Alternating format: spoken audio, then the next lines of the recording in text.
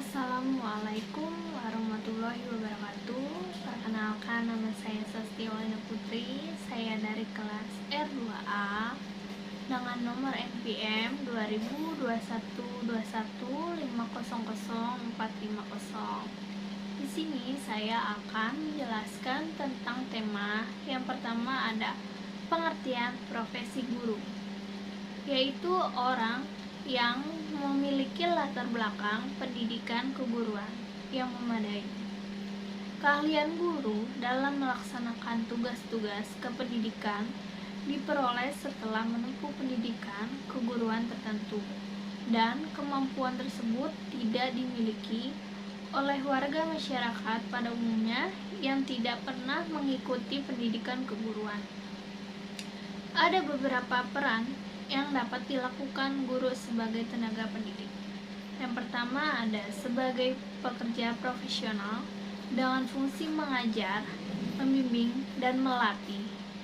Yang kedua ada pekerja kemanusiaan dengan fungsi dapat merealisasikan seluruh kemampuan kemanusiaan yang dimiliki. Yang ketiga ada sebagai petugas kemasyarakatan dengan fungsi mengajar dan mendidik masyarakat untuk menjadi warga negara yang baik. Tema yang kedua ada hak dan kewajiban guru. Yang pertama ada berdasarkan pasal 40 ayat 1 Undang-Undang Dasar nomor 20 tahun 2003 tentang sistem pendidikan nasional.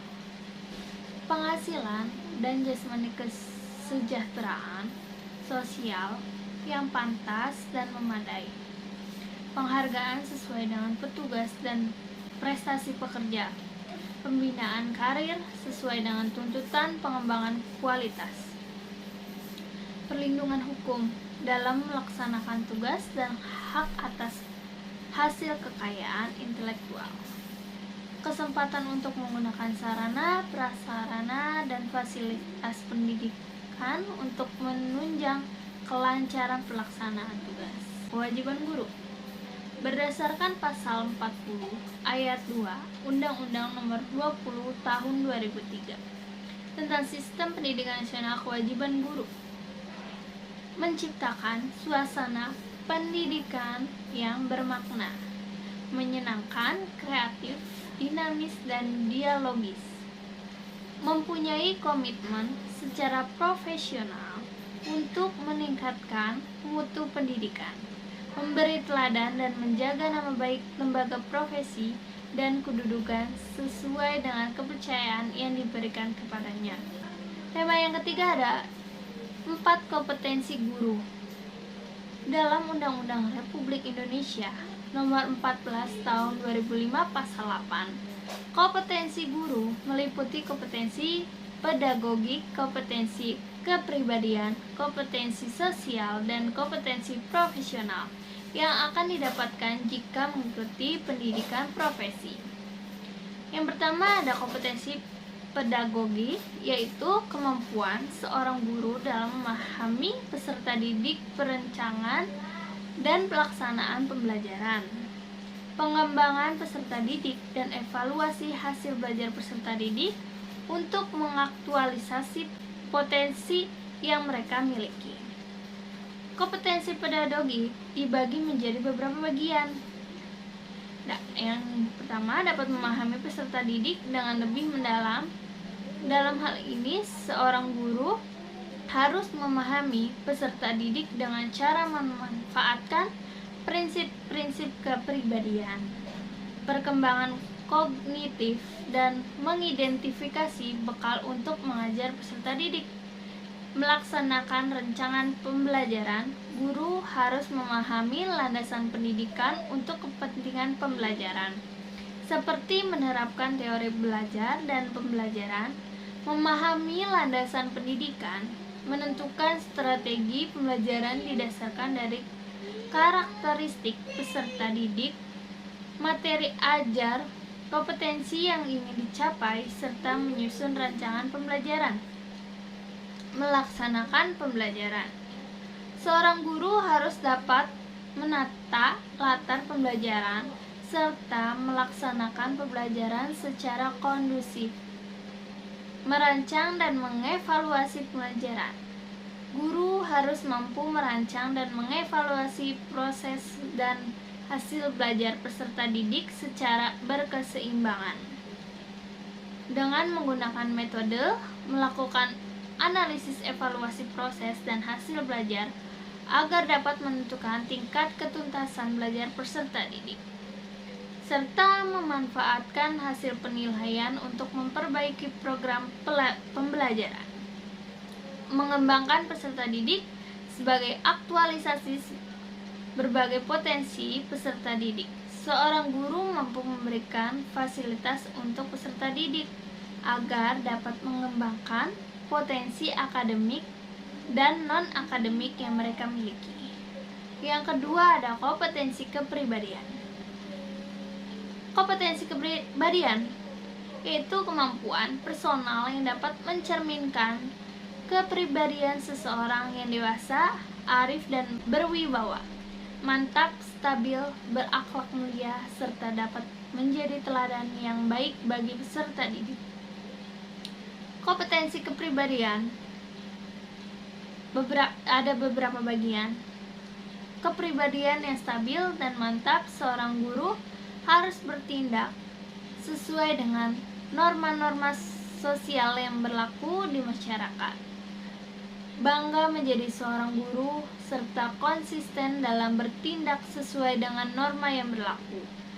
Kepribadian yang dewasa, seorang guru harus menampilkan sifat mandiri dalam melakukan tindakan sebagai seorang pendidik dan memiliki etos kerja yang tinggi sebagai guru. Kepribadian yang arif, seorang pendidik harus menampilkan tindakan berdasarkan manfaat bagi peserta didik, sekolah dan juga masyarakat, serta menunjukkan keterbukaan dalam berpikir dan melakukan tindakan kepribadian yang berwibawa. Seorang guru harus mempunyai perilaku yang dapat memberikan pengaruh positif dan disegani oleh peserta didik, memiliki akhlak mulia dan menjadi teladan. Seorang guru harus bertindak sesuai dengan norma yang berlaku. Iman, takwa, jujur, ikhlas, suka menolong, dan dapat diteladani oleh peserta didiknya. Yang ketiga ada kompetensi sosial. Kompetensi sosial itu kemampuan yang dimiliki oleh seorang guru untuk berkomunikasi dan bergaul dengan tenaga kependidikan peserta didik, orang tua, masyarakat didik di sekitar sekolah. Kompetensi sosial memiliki sikap inklusif, bertindakan objektif dan tidak melakukan diskriminasi terhadap agama, jenis kelamin, kondisi fisik, ras, latar belakang keluarga, dan status sosial. Guru harus dapat berkomunikasi secara santun, empatik, dan efektif terdapat sesama guru, tenaga kependidikan, orang tua, serta masyarakat sekitar. Guru dapat melakukan adaptasi di tempat bertugas di berbagai wilayah Indonesia yang beragam kebudayaannya. Guru mampu melakukan komunikasi secara lisan dan tulisan. Yang keempat ada kompetensi profesional, yaitu menguasai terhadap materi pembelajaran dengan lebih luas dan mendalam, mencakup penguasaan terhadap materi kurikulum, mata pembelajaran, dan substansi ilmu yang menaungi materi pembelajaran dan menguasai struktur serta metodologi keilmuannya.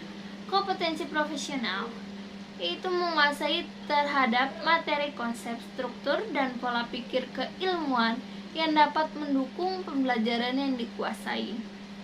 Penguasaan terhadap standar kompetensi dan kompetensi dasar setiap mata pembelajaran atau bidang yang dikuasai, melakukan pengembangan materi pembelajaran yang dikuasai dengan kreatif, melakukan pengembangan profesional secara berkelanjutan dengan melakukan tindakan yang reflektif, menggunakan teknologi dalam berkomunikasi, dan melakukan pengembangan diri.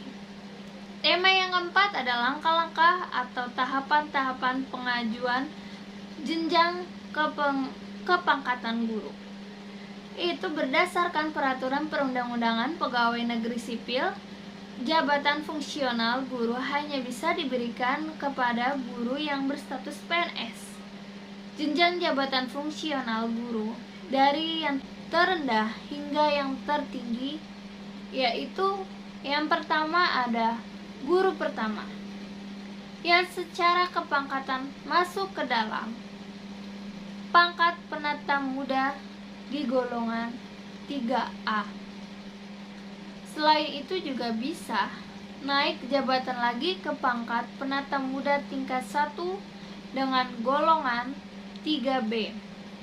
Yang kedua ada guru muda. Pangkat penataan guru muda termasuk dalam golongan ruang 3C. Pangkat penataan tingkat termasuk dalam golongan ruang 3D. Yang ketiga ada guru madya. Pangkat pembinaan guru madya termasuk dalam golongan ruang 4A. Pangkat pembinaan tingkat 1 termasuk dalam golongan ruang 4B. Pangkat pembina utama muda termasuk dalam golongan ruang 4C. Yang keempat ada guru utama. Pangkat pembinaan utama madya termasuk dalam golongan ruang 4D. Pangkat pembinaan utama termasuk dalam golongan ruang 4C. Sekian dari saya. Wassalamualaikum warahmatullahi wabarakatuh.